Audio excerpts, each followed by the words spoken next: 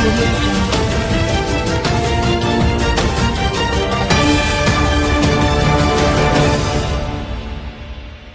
नमस्कार, आप देख रहे हैं उत्तराखंड का लोकप्रिय चैनल जुगनू खबर न्यूज, जो कि आप तक पहुंचाता है हर बड़ी से बड़ी खबर, यानी शहर आपका खबर आपकी।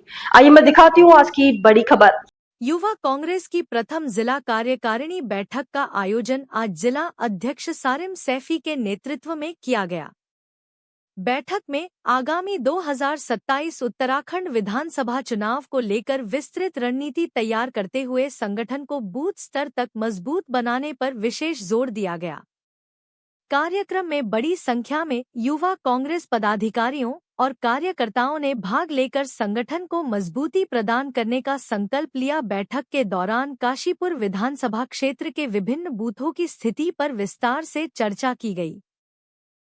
कार्यकर्ताओं को संबोधित करते हुए नेताओं ने कहा कि आगामी चुनाव में जीत सुनिश्चित करने के लिए जमीनी स्तर पर मजबूत संगठन तैयार करना आवश्यक है।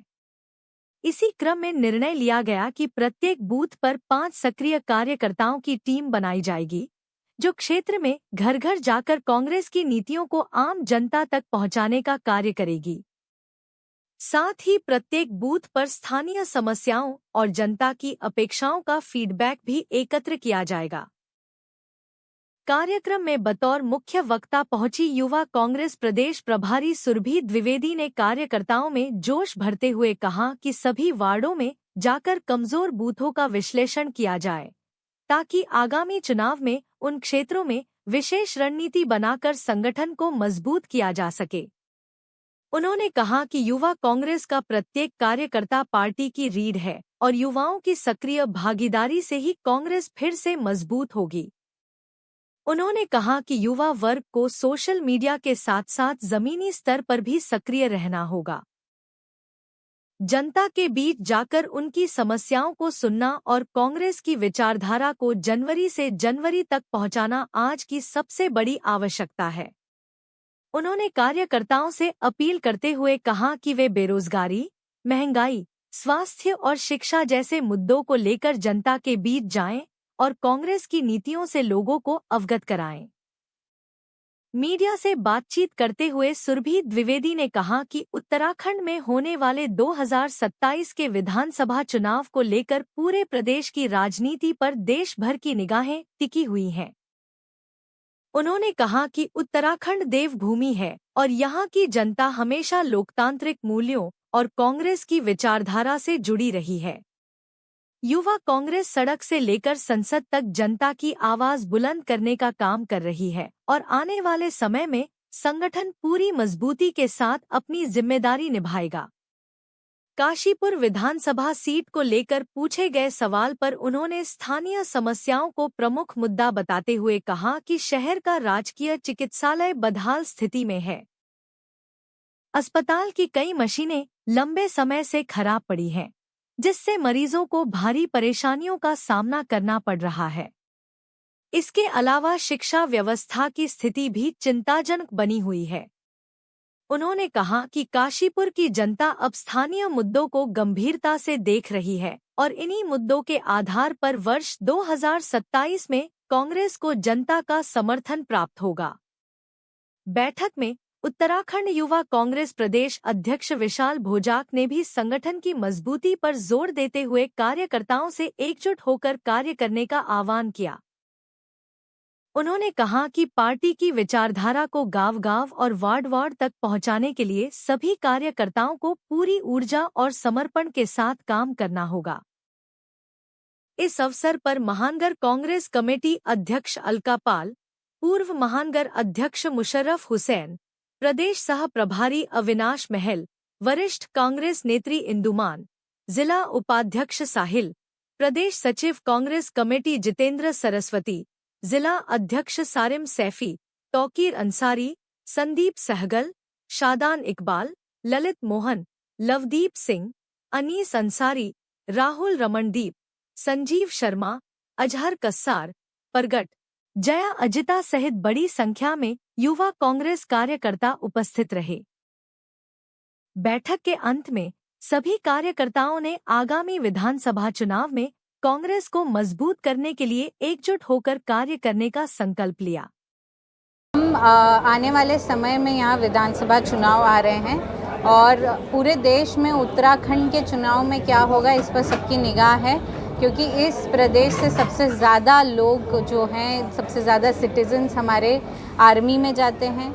इस प्रदेश को देवभूमि कहा जाता है। तो जो पूरा स्ट्रैटेजी बीजेपी की होती है, जिसे हम बहुत ही डर्टी पॉलिटिक्स में मानते हैं, जिसमें वो धर्म को लेकर और देश को लेकर वोट मांगने लगती है, वो एक्चुअल वैसे लोग इस प्रदेश में हैं और इस प्रदेश की जो जनता है वो कांग्रेस की विचारधारा से जुड़ी हुई है।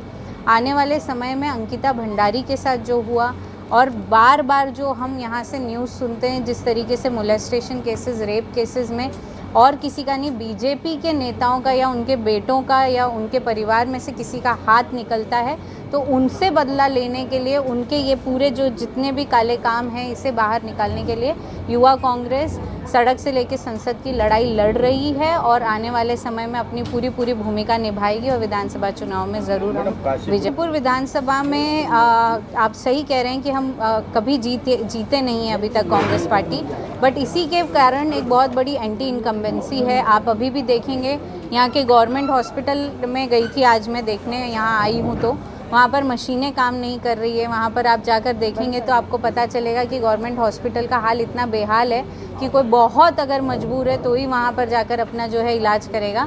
तो इतना टैक्स भरते हैं यहाँ पर लोग, यहाँ से जो भी टैक्स का पैसा है उसे कहाँ यूज़ कर रही है सरकार? उसे बीजेपी के फंडों में डलवाया जा रहा है या उनको पतंजलि के लिए दिया जा रहा है या यहाँ की पब्लिक के लिए यूज़ हो रहा है? यहाँ की स्कूल्स में आप जाके देखिए, जो गवर्नमेंट की स्कूल्स हैं, इस विधानसभा में ऐसे बहुत से मुद्दे हैं जिसे जो है नॉर्मल पब्लिक जो है, वोटर्स हैं, वो उससे बहुत ध्यान से ऑब्जर्व कर रहे हैं और आने वाले समय में वो 100% कांग्रेस पार्टी को मौका देंगे कि वो आए और यहाँ पे सर्विस दे पाए। देखिए, राजनीति में ऐसी कोई पार्टी नहीं है जहाँ पे आपसी रंजिश नहीं होती है।